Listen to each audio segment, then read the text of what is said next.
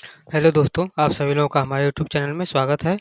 तो आप लोगों का जो है सेकेंड जुलाई का जो है सेकेंड शिफ्ट का एग्ज़ाम ख़त्म हो चुका है। तो जिन लोगों का ख़त्म एग्ज़ाम जो है ख़त्म हो चुका है उन लोगों के लिए, और जिन लोगों का जो एग्ज़ाम अभी होना बाकी है उन लोगों के लिए, सभी के लिए जो है क्लास महत्वपूर्ण है। क्लास को जो है आप लोग मिस मत करिएगा।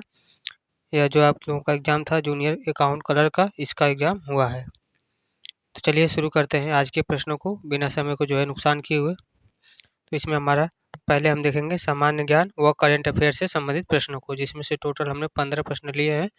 जिसमें आपका पहला प्रश्न है कि भारत का पहला उपग्रह कौन था? भारत का जो है आपका पहला उपग्रह कौन था? तो इसका आंसर हो जाएगा आपका आर्यभट्ट।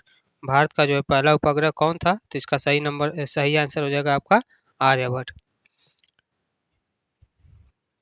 भारत के जो पहले उपग्रह आर्यभट्ट को जो है कब लॉन्च किया गया था? तो सन 1975 को सोवियत संघ के द्वारा जो है लॉन्च किया गया था। तो एग्जाम में पूछ सकता है आने वाले शिफ्टों में कि भारत के जो पहले उपग्रह जिसका नाम आर्यभट्ट है उसको कब लॉन्च किया गया? तो सन 1975 में। किसके द्वारा? तो सोवियत संघ के द्वारा लॉन्च किया गया। अगला प्रश्न आपका है प्रश्न नंबर 2। प्रश्न नंबर 2 है संविधान का अनुच्छेद 370 किस राज्य से संबंधित था? जो कि अब 370 को हटा दिया गया है। तो पूछ रहा है कि संविधान को जो अनुच्छेद 370 है वह किस राज्य से संबंधित था? तो यह था आपका, इसका आंसर था जम्मू एंड कश्मीर। तो यह आपका जम्मू एंड कश्मीर राज्य से जो है संबंधित था आपका संविधान का जो है अनुच्छेद 370। अगला प्रश्न आपका है प्रश्न नंबर 4। प्रश्न नंबर 3 है। प्रश्न नंबर 3 है कि भारत के पहले उपराष्ट्रपति कौन थे? भारत के जो है पहले उपराष्ट्रपति आपके कौन थे? तो इसका आंसर हो जाएगा डॉक्टर सर्वपल्ली राधाकृष्णन।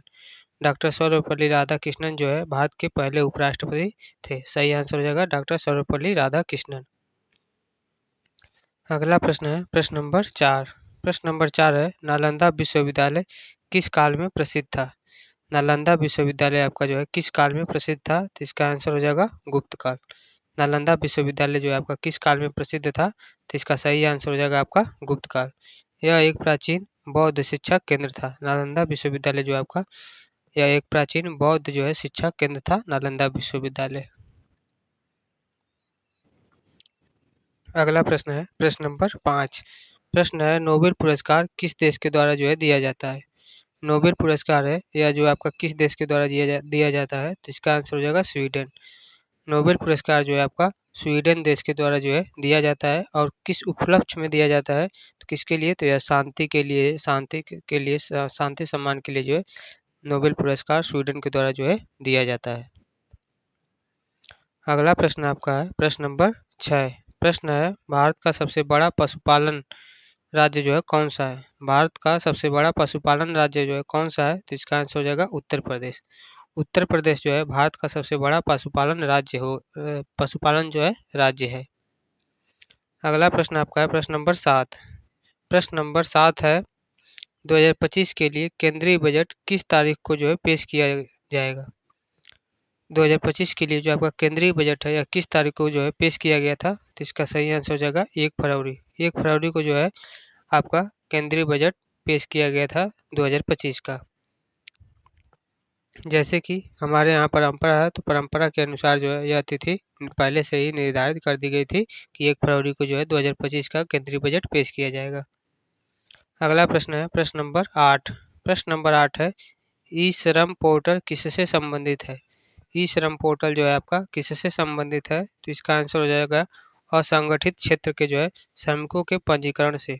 असंगठित क्षेत्र के जो है श्रमिकों के जो है पंजीकरण से आपका संबंधित है ई श्रम पोर्टल। अगला प्रश्न देखेंगे प्रश्न नंबर 9। प्रश्न नंबर 9 आपका है स्टार्टअप इंडिया योजना कब शुरू हुई थी? स्टार्टअप इंडिया योजना जो है आपका कब शुरू किया गया था? तो इसका आंसर हो जाएगा 16 जनवरी सन 2016 को। 16 जनवरी सन 2016 को जो आपका स्टार्टअप इंडिया योजना जो है शुरू किया गया था।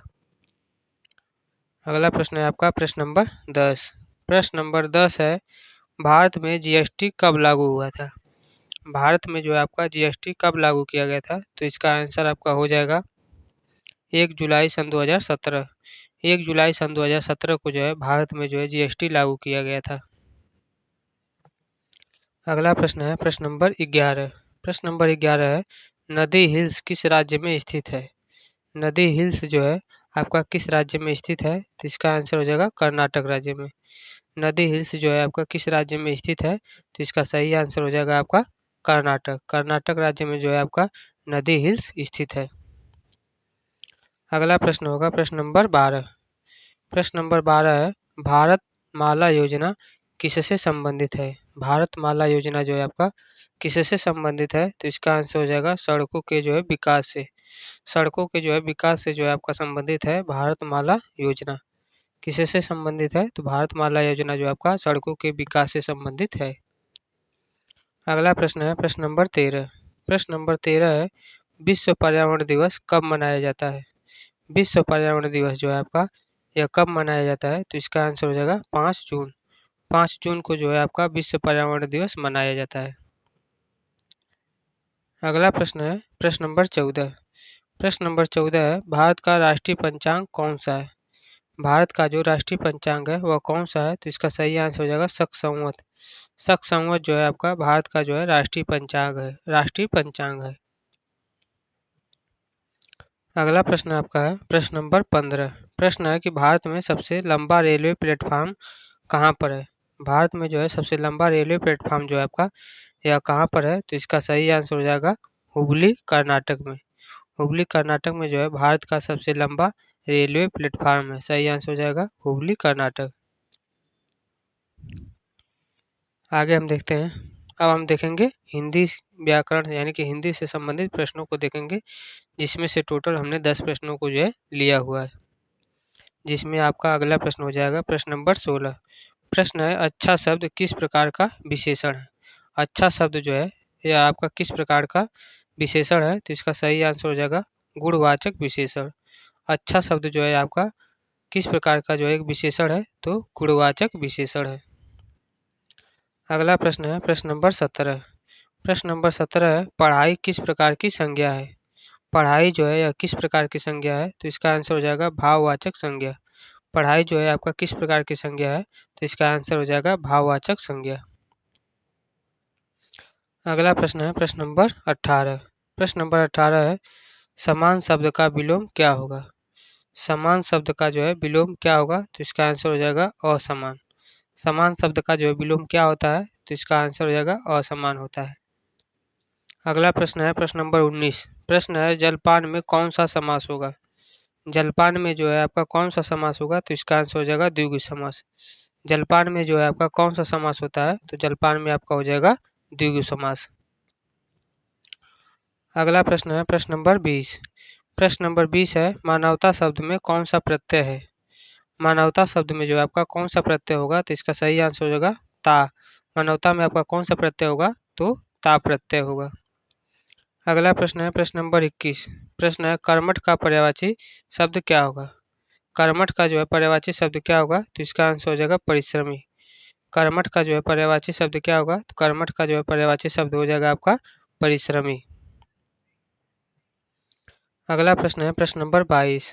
प्रश्न नंबर 22 है, जहाँ शब्द किस प्रकार का सर्वनाम है?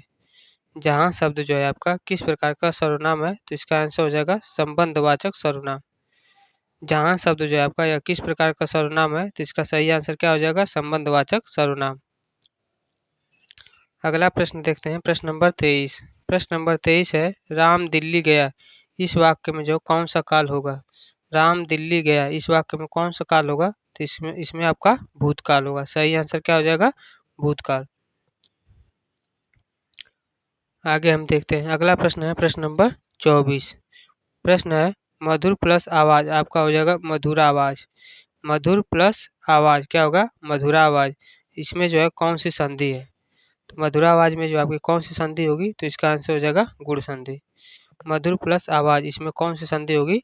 तो गुण संधि होगी। अगला प्रश्न आपका है प्रश्न नंबर 25। प्रश्न नंबर 25 है, सड़क पर कुत्ता भौंक रहा है इस वाक्य में क्रिया का जो है प्रकार बताइए। सड़क पर जो है कुत्ता भौंक रहा है, इसमें आपको जो है क्रिया का प्रकार बताना है। तो इसका आंसर हो जाएगा सकर्मक क्रिया। सड़क पर जो है कुत्ता भौंक रहा है, इसमें आपका कौन सी क्रिया होगी? तो इसमें आपका सकर्मक क्रिया होगी।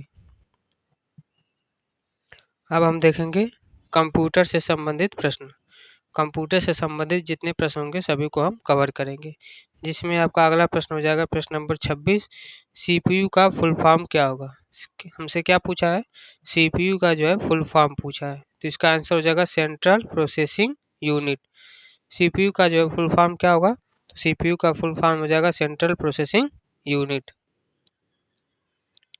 अगला प्रश्न आपका है प्रश्न नंबर 27। प्रश्न नंबर 27 है, रैम का कार्य क्या होता है? रैम का जो है कार्य क्या होता है? तो इसका आंसर हो जाएगा अस्थायी डाटा को जो है संग्रह करना। रैम का कार्य जो होता है वह होता है कि अस्थायी डाटा को वह संग्रह करे। और यह जो कैसा है? तो यह वोलाटाइल मेमोरी होती है। जो आपका रैम होता है यह आपका वोलाटाइल मेमोरी होती है। कई शिफ्टों में जो यह प्रश्न पूछ देता है कि रैम जो है किस प्रकार की मेमोरी होती है? तो यह आपका वोलाटाइल मेमोरी होती है। अगला प्रश्न आपका है प्रश्न नंबर 28। प्रश्न है, एमएस वर्ड किस प्रकार का सॉफ्टवेयर है? एमएस वर्ड जो है यह आपका किस प्रकार का सॉफ्टवेयर है? तो इसका आंसर हो जाएगा word processing software. MS word जो है किस प्रकार का सॉफ्टवेयर है? तो यह आपका वर्ड प्रोसेसिंग सॉफ्टवेयर है। अगला प्रश्न है प्रश्न नंबर 29। प्रश्न नंबर 29 है, कंट्रोल प्लस सी का कार्य क्या है? कंट्रोल प्लस सी का कार्य क्या होता है? तो इसका आंसर हो जाएगा कॉपी करना। कंट्रोल प्लस सी का जो है कार्य क्या होता है? तो इसका कार्य होता है कॉपी करना। अगला और लास्ट प्रश्न है प्रश्न नंबर 30। प्रश्न नंबर 30 है, स्प्रेडशीट का जो उपयोग किस लिए किया जाता है? स्प्रेडशीट का जो प्रयोग है वह किस लिए किया जाता है स्प्रेडशीट का? तो इसका प्रयोग होता है डेटा को विश्लेषण करने और जो है गणना करने के लिए स्प्रेडशीट का जो है प्रयोग किया जाता है। स्प्रेडशीट का जो है प्रयोग किस लिए किया जाता है? तो डेटा का विश्लेषण करने और जो है उसका गणना करने के लिए स्प्रेडशीट का प्रयोग किया जाता है। तो आज के जो है सभी प्रश्नों को हमने करवा दिए हैं, तो आप लोग मैच कर लीजिए किनके कितने सही हैं, और जिन लोगों का जो अभी एग्ज़ाम बाकी है वो लोग अपना तैयारी को जो है बरकरार मतलब लगातार कंटिन्यू करते रहिए। और अगर आप लोगों को जो है इस क्लास का पीडीएफ चाहिए तो पीडीएफ के लिए आप हमारा टेलीग्राम चैनल ज्वाइन कर सकते हैं, टीचिंग विद गोविंद। वहाँ से आप पीडीएफ को डाउनलोड करके जो है अपना रिवीजन कर सकते हैं। आई होप आप लोगों को जो है यह क्लास पसंद आया होगा। पसंद आया तो लाइक करें और चैनल को जो है सब्सक्राइब करें, ताकि जब भी हम क्लास को अपलोड करें तो आप लोगों तक जो है क्लास जो है मिल सके।